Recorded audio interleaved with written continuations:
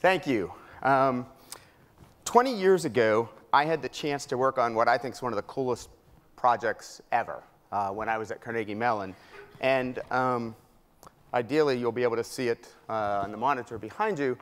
And it was an 8-legged robot that rappelled down a mountainside into an active volcano in Antarctica, that was a pretty cool thing to do at graduate school at Carnegie Mellon.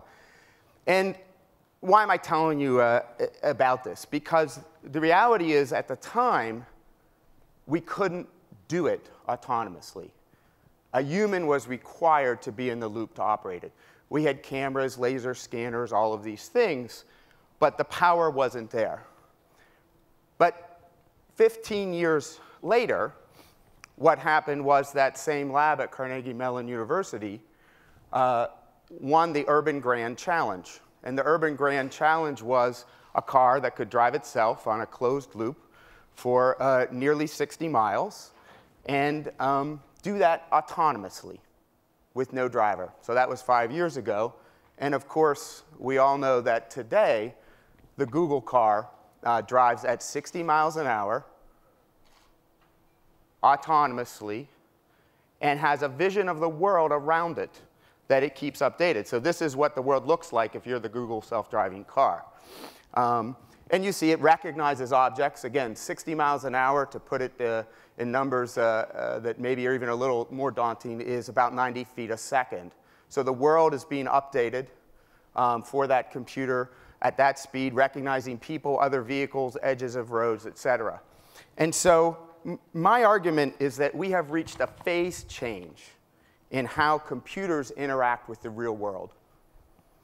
And that phase change is really interesting because, again, if you listen to a lot of the talks today, we realize that that capability to interact in the real world is one of the most fundamental capabilities of all.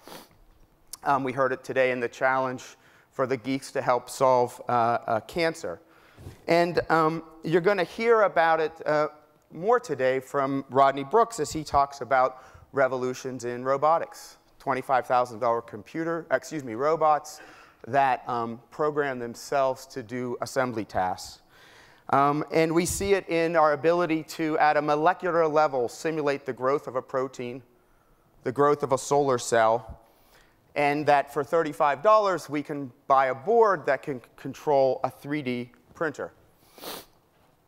And so this phase change in the ability to interact with the real world, to sense it, to respond, to change it, to adapt to it, is, in my opinion, going to revolutionize how things are made and will revolutionize manufacturing.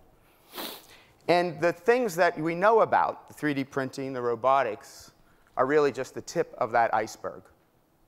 That, in fact, some of the things that we're working on at PARC, for example, and other places in the world, are how you not only print structural things, but electronics, and how I print devices that combine electronics and physical items. Working on artificial intelligence for design agents that, just like Watson became a master of human knowledge, that computers will become a master of design. And so people who want to do a Kickstarter project will be able to get assistance in designing it and in manufacturing it and delivering it to customers across the world.